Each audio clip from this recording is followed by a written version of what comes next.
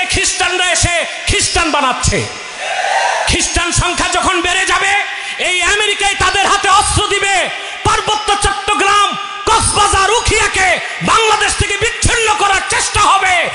এক সাগর রক্তের বিনিময়ে তা ঠেকায় দিতে হবে।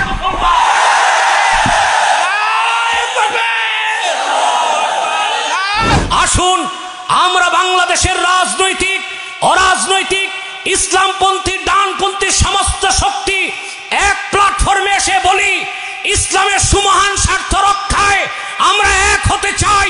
মুসলমানদের মৌলিক দাবি আদায়ে এক হতে চাই। বাংলাদেশের স্বাধীনতা রক্ষায় এক হতে চাই।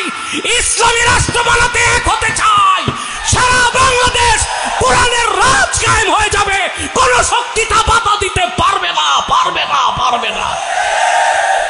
সুদীর্ঘ 50 বছরে দেশ স্বাধীনের পর থেকে আজ পর্যন্ত যারাই ক্ষমতায় গিয়েছে, মুসলমানের রক্তে পা দিয়ে ক্ষমতায় গিয়েছে, ইসলামের স্বার্থ রক্ষা তারা করে নাই। জাতির সাথে ধোঁকাবাজি করতে 50 বছর।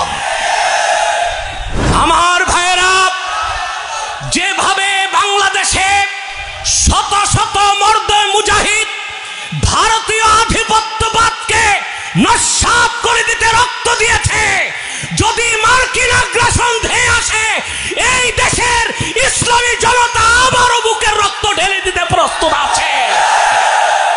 10 মাস আগে বলেছিলাম আপনাদেরকে, ফ্যাসিবাদ ধ্বংসের পরে যে সুযোগ এসেছে তা যদি কাজে লাগাতে না পারেন, আগামী 50 বছরেও সুযোগ আপনাদের আর আসবে না। মানবাধিকার সংস্থা করার আর জায়গা পায় নাই, বাংলাদেশে করছে। গাজায় করো। আমার মুসলিম ভাইদেরকে নির্মমভাবে হত্যা করা হচ্ছে, সেখানে মানবাধিকার সংস্থা প্রতিষ্ঠা করো। ভারতে করো। বাংলাদেশে মানবতা সমুন্নত আছে, এখানে মানবাধিকার সংস্থা কেন করছে? এটা হচ্ছে রুগী মরার আগে ডাক্তার আনা। 2500 বছরের সভ্যতার লালন ভূমি ইরাককে বোমাবর্ষণ করে তছনছ করে দিয়েছে। আফগানিস্তানে যারা 19 বছর যুদ্ধ করেছে, লিবিয়াকে যারা মাটির সাথে মিশিয়ে দিয়েছে সম্পদ চুরির জন্য, তাদেরই দৃষ্টি বাংলাদেশে এসেছে। ওই চোখকে উপড়ে দেওয়া হবে। চট্টগ্রামবাসী, আপনারা প্রতিজ্ঞা নিতে হবে আপনাদের।